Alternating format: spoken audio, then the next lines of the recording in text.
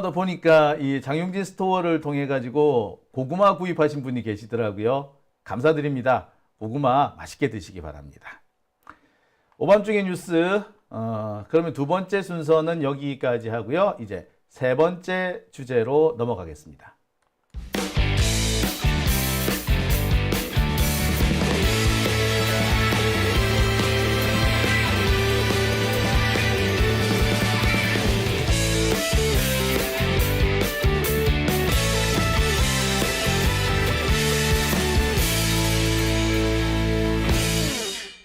네, 오밤중의 뉴스 함께하고 계신 지금 시각이 12시 32분 지나고 있습니다. 세 번째 주제는요, 김건희 특검법에 대한 소식입니다. 아니, 정확하게는 이게 용산과 국힘당 쪽 소식이라고 해야 되나요? 김건희 특검법, 최상병 특검법이 또 최종 폐기가 됐습니다. 윤석열이 거부권을 행사하고 다시 국회에 돌아와서 재의결 절차를 거치는데 이번엔 4표가 부족했죠. 4표만 어떻게 됐어도 이게 상황이 많이 달랐을 텐데 참 아쉽고 안타깝고 좀 그러네요. 자, 그런데 말입니다. 국힘당 쪽에서 최근에 좀 이상한 낌새가 포착이 됩니다. 아마 이 재표결 전에 용산에 전달된 얘기인 것 같은데 이게 표결이 끝난 후에 흘러나오기 시작한 내용입니다. 국힘당의 고위층, 그래서 뭐 추경호는 아닌 것 같고 누군지는 모르겠으나 하여튼 국힘당 고위층이 이 최근에 용산에 이런 의사를 전달했다고 합니다. 특검법 부결은 이번이 마지막이 될 것 같다. 앞으로는 어려울 거다. 라고 말입니다. 자, 이번이 마지막이다! 라고 단정 짓지는 않았지만 이번이 마지막일 것 같다. 이제 이런 문제가 생기지 않아야 한다. 어떤 방식을 쓰든 이 특검 문제, 김건희 문제를 용산이 해결해야 한다. 뭐 이런 얘기를 전달했다고 해요. 국힘당이 김건희 특검법을 당연히 부결하는 것인 것처럼 떠버렸기 때문에 내부적으로 이런 의견이 전달됐다는 것은 우리가 다들 모르고 있었죠. 심지어 한동훈조차도 거부권을 부결시키는 데 쪽으로 표를 몰아야 한다. 이런 식으로 주장을 했죠. 김건희 특검법은 몰라도 이 최상병 특검법 같은 경우에는 한동훈이 지가 하자는 대로 법을 바꿔줬잖아요. 제3자 특검을 만들어줬잖아. 제3자 특검으로 만들어줬는데도 부결이 됐습니다. 이거는 한동훈은 한 입으로 두 말한 셈이 돼버렸지 않습니까?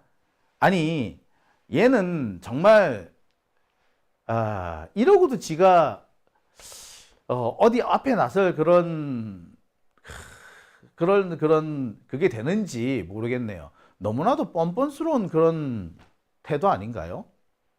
자, 아무튼 국힘당 내부에 큰 변화가 있는 것으로 보입니다. 더 이상 특검법, 김건희 특검법을 부결하지 않을 거다라는 이런 의견들이 여기저기서 쏟아지고 있다라고 합니다. 그러니까 이런 얘기가 용산에 전달된 거겠죠. 자, 민주당은 김건희 심판본부라는 것을 설치했습니다. 그래서 앞으로 김건희 특검법을 다시 만들어서 반드시 통과시키기 위해 최선을 다하겠다. 있는 힘을 다 쏟아붓겠다라는 점을 명백히 했습니다. 김건희 관련된 모든 의혹의 진상규명은 바로 이 김건희 심판본부를 통해서 진행하는 것으로 참고를 일어납니다. 그만큼 이 김건희 특검과 그다음에 윤석열 관련 비리, 김건희와 윤석열에 관련된 이 비리를 밝히는데 그리고 이것을 특검에 이에 대한 특검을 관철시키는데 당의 역량을 총집중하겠다. 뭐 이런 의사를 분명히 한 걸로 보입니다. 참 듣던 좀 반가운 소리가 아닐 수가 없죠. 이런 민주당의 변화를 바라보는 국힘당의 표정은 사실 지금 상당히 불안한 게 사실입니다. 말 그대로 눈빛이 불안한 거죠. 왜냐? 민주당은 11월 달에 다시 이 쌍특검을 발의할 예정입니다. 김건희 특검과 최혜병 특검 둘 다 11월 달에 다시 발의될 겁니다. 그러니까 10월 달에 이 정기국회 국정감사가 이어지는데 국정감사가 마치면 다시 이 법을 발의하겠다는 얘기죠. 이렇게 되면은 아마도 예산국회하고 이 쌍특검이 함께 맞물리게 될 겁니다. 국힘당으로서도 상당히 난감할 거예요. 왜? 지금 현재 민주당이 절대 다수 의석을 가지고 있기 때문에 예산으로 이렇게 그 국힘 민주당 쪽에 이 협조를 얻어내려면 이래저래 선물을 줄 수밖에 없습니다. 이른바 딜을 할 수밖에 없는 거죠. 국힘당으로서는 꼭 통과시켜야 되는 예산이 있을 수 있잖아. 그죠? 그 예산을 민주당으로부터 양해를 받아내야 되는데 그 양해를 그냥 주겠어? 예, 바로 이걸로 주는 거지. 야, 너 쌍특검 해줘. 너 찬성해주면 내가 우리가 해줄게. 이렇게 할 수도 있는 겁니다. 실제로 그게 가능해요. 예산과 관련해 가지고 왜 각 그 의원들은 자기 지역구를 챙겨야 되잖아요.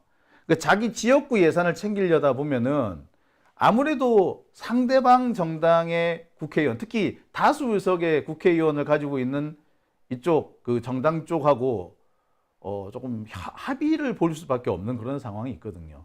그럴 때 예, 이 쌍특검이 상당히 큰 역할을 할 거라는 그런 전망이 있습니다. 그러니까 아까 말씀드렸던 것처럼 이번이 마지막일 수 있다라는 얘기가 그래서 나오는 거죠. 예산국회랑 이것이 얽히게 되면 어떤 형태로 이게 발현이 될지 아무도 모르거든요. 뿐만 아니라 국힘당 내부의 불만도 계속 커져가고 있습니다. 아니 우리가 언제까지 김건희 뒤치다꺼리만 해야 되는 거야? 지금 해야 될 일이 산더미이고 또 어떤 정책을 쓰고 어떤 작전을 쓰느냐 어떤 전략을 내세우느냐에 따라 가지고 자신들이 전국을 주도할 수 있는 그런 상황이 될 수도 있는데 김건희 뒤치다꺼리 하다 보니까 맨날 민주당한테 질질 끌려다니지 않느냐. 자, 김건희 문제 제발 용산에서 좀 해결 좀 해라. 이런 불만이 자꾸 나오는 겁니다. 자기들도 맨날 두들겨 맞으니까 얼마나 승질나겠어. 왜 작년 재작년에 이 이낙연 쪽, 이 낙엽 얘네들이 이재명 대표를 얼마나 공격을 했습니까? 이재명 사법 리스크 때문에 민주당이 질질 끌려다닌다는 식으로 맨날 비난했잖아요. 이런 식으로 가면 민주당 총선에서 진다 뭐 이렇게까지 했지 않습니까? 이게 지금 뒤바뀐 상황인 거죠. 아무튼 국힘당 내부에서도 계속 불만이 커져 가고 있습니다. 예산국회는 예산국회대로 이 국힘당으로서는 불안 요인이 되는데 내부적으로도 불만도 커져가니까 불안 요소는 더 커지게 되는 거예요. 증폭되는 상황이죠. 여기에 기름을 붓는 게 있습니다. 바로 조중동입니다. 조중동도요, 희한하게 김건희 문제에 대해서는 각을 바싹 세우고 있습니다. 여기 이 기사는요, 사실 지난해 12월 달에 나온 중앙일보 칼럼인데요. 여기 내용이 뭐가 있었느냐? 보세요. 명품 핸드백은 작은 문제일지도 모르겠다. 그보다 더 심각한 문제가 있을 수 있는 것 같다. 도대체 대통령 부인이 무슨 권한이 있다고 남북 문제에 나서겠다고 거침없이 얘기하며 검증되지도 않은 인사에게 같이 일하자 제안하는 등 이게 말이 되냐? 자, 조언에 귀그리는 대신에 세간이 관심이 잦아들면 국가 주요 정책에 직접 개입하겠다는 마음을 품고 있다고 하니까, 그러니까 김건희가 그러고 있다고 하니까 기가 찬다. 자, 이런 칼럼이 지난해부터 나오기 시작했습니다. 그보다 더 센 것도 많죠. 뭐 총선 직전에는 조선일보에서 이딴 식으로 할 거면 그래가지고 총선 지면 윤석열로 사퇴해라. 이런 얘기도 나왔었어요. 자, 여기에 이런 기사도 또 나오기 시작하죠. 이건 동아일보 이기홍 칼럼이라는 건데, 김건희에서 빠져나오는 유일한 방법은 김건희를 심판대에 세우는 거다 라는 지적을 내면서 이런 얘기를 합니다. 최소한의 공사 구분 의식, 자기 위치 파악 능력, 윤리관마저 갖추지 못한 상태로 권력의 정점부에 들어가 있구나. 이런 결론을 내릴 수밖에 없다. 더 놀라운 것은 이런 것들이 백엔 및 송사를 통해서 간접적으로 전달되는 것이 아니라 김건희가 직접 영향력을 미치고 있고 그럴 수 있는 능력이 있다라고 생각한다라는 점 때문이다. 자, 이럴 바에는 차라리 김건희를 빨리 서초동 자택 등 사가로 내보내라. 이래서 나온 말이 김건희 패서인이라는 말이 나왔던 거죠. 자, 점점 목소리가 높아집니다. 김건희를 패서인하라. 이런 얘기까지 나왔다면 말 다 한 거 아닙니까?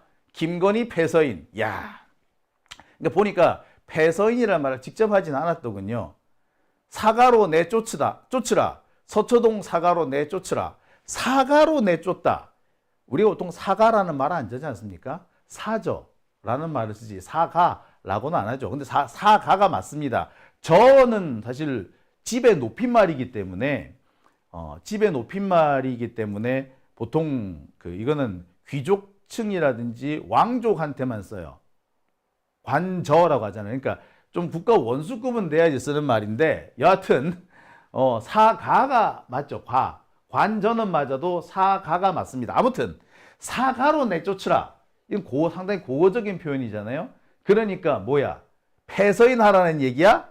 라는 말이 그래서 나왔던 겁니다. 패서인? 김건희 패서인? 그랬던 거죠. 자, 점점 목소리는 높아지고 있습니다. 상황이 이렇게 됐기 때문에 윤석열로서도 상당히 당혹스러웠던 것 같습니다. 이런 분위기는 이거 쌍특검, 김건희 특검과 최혜병 특검 재표결을 하기 전에 이미 분위기가 형성되어 있었고 국힘당 내에서 이번이 마지막이다라는 메시지를 전해야 한다라는 의견도 그때 이미 나왔던 모양이에요. 상황이 이렇게 급박하게 돌아가니까 윤석열이 부랴부랴한 게 뭐다? 국힘당 지도부들을 불러다가 밥 먹인 거였던 거예요. 왜? 한동훈이 팽시켰던 바로 그거. 그때 이런 일이 있었던 거죠. 근데 사실 이렇게 한동훈 빼놓고 국힘당 지도부, 특히 원내 지도부, 추경호 이런 애들만 불러서 밥 먹이는 거 모양새가 별로 안 좋았죠. 그 일주일 전에 이미 한번 밥을 먹었고 그 또 2주 전쯤에 또 한 번 밥을 먹었어. 한 달 사이에 2번, 3번 이렇게 계속 식사 자리를 마련한 겁니다. 뭔가 다급하다라는 메시지를 온 주변에 퍼뜨리고 다니는 거나 다름없죠. 비판이 나올 수밖에 없고 의혹이 나올 수밖에 없고 모양새 사납다는 지적 나올 수밖에 없는 상황이었어요. 그럼에도 이 사람들이 이렇게 했던 거는 그럼에도 한동훈 패싱이라는 것을 강행하면서 이런 걸 했던 거는 그만큼 얘네들이 다급했다는 거지. 이걸 하지 않으면 안 되는 절박한 사정이 있었다는 거죠. 그럴 수밖에 없는 사정이 있었던 겁니다. 그게 바로 뭐다? 더는 힘들겠다. 더는 힘들다. 라는 내용이 용산에 전달된 거죠. 이런 의사가 전달되니까 윤석열과 김건희가 부랴부랴 국힘당 지도부를 다시 불러들여가지고 밥 먹이면서 다독한 거였던 거죠. 자, 그렇다면 앞으로 11월 달에 다시 한번 쌍특검이 발의될 경우 이때는 문제가 어떻게 될지 모르겠다라고 밖에 볼 수 없죠. 아까 말씀드렸듯이 예산국회 문제도 있고 지금 내부적으로 솟아오르는 불만도 있고 그리고 이번에도 역시 아슬아슬하게 이 국힘 지도부를 다독일 수 있었다는 거. 이 세 가지를 종합해 보면 11월 달에 무슨 일이 벌어질지, 11월 달에 쌍특검이 발의되면 무슨 일이 벌어질지 알 수가 없는 거죠. 국힘당은, 검사들은 11월이 되면은 이재명 대표한테 사법 리스크가 생길 것이다 라고 떠버리고 있으나, 사실은 11월이 되면은 김건희가 죽는 사법 리스크를 통째로 껴안는 날이 되겠죠. 바로 그건 겁니다. 문제는 재보선 결과입니다. 재보선 결과가 우리 민주진보 진영의 승리로 끝날 경우에 아마 이 11월 쌍특검은 정말 폭풍의 핵이 될 겁니다. 재보선이 우리가 원하는 결과가 나오지 않는다면 이게 또 좀 향배가 또 어떻게 될지 또 조금 고민을 해봐야 될 것 같아요. 그래서 제가 요즘 이렇게 핏대를 올려가면서 단일화를 해야 한다라고 얘기도 하고, 어제 또 제가 또 막 이렇게 흥분했던 이유도 거기 있는 겁니다. 이 정말 재보선을 잘 통과하고 나면 우리 민주 진보 진영에 새로운 이런 길이 열릴 텐데 싶어서 그랬던 겁니다. 뭐 어제 제가 좀 핏대 올리는 거 보고 불편하셨던 분들 적지 않았던 것 같은데, 제 심정을 조금만 헤아려 주시면 아마 여러분들도 공감하실 수 있지 않을까 생각을 해 봅니다. 자, 오밤중의 뉴스 함께하고 계신 지금 시각 12시 48분 지나고 있습니다.